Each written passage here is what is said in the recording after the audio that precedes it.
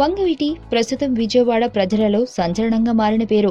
వంగవీటి రాధ, వంగవీటి మోహన రంగల హత్యలకు గల కారణాలను అత్యంత క్రూరంగా తెరకెక్కించిన వర్మకు ఇప్పుడు విజయవాడ నుండి కొత్త సవాళ్లు ఎదురవుతున్నాయి. ఈ క్రమంలో వర్మపై విరుచుకుపడ్డాడు వంగవీటి మోహన రంగ తనయుడు వంగవీటి రాధ. ఇప్పటికీ గత 3 రోజులుగా వంగవీటి సెగలో చలి కాచుకుంటున్న వర్మ ప్రస్తుతం వంగవీటి రాధకు ఊహించని సవాల్ విసిరాడు. రంగ గారు బోసిపళ్ల మహాత్మా గాంధీ అని చూపించాలా? మర్డర్ల మాట అటుంచి ఎవరిని మొట్టికాయ కూడా కొట్టలేదని చూపించాలా?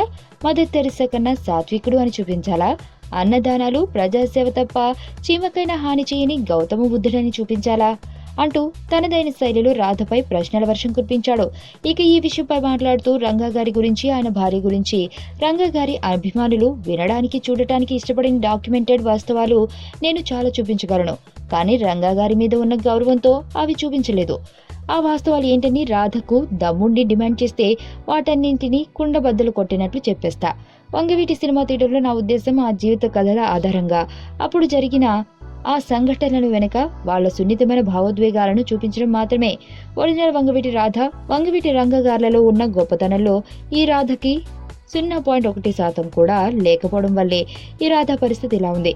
ఏది అర్థం చేసుకోకుండా మాట్లాడుతున్నాడు.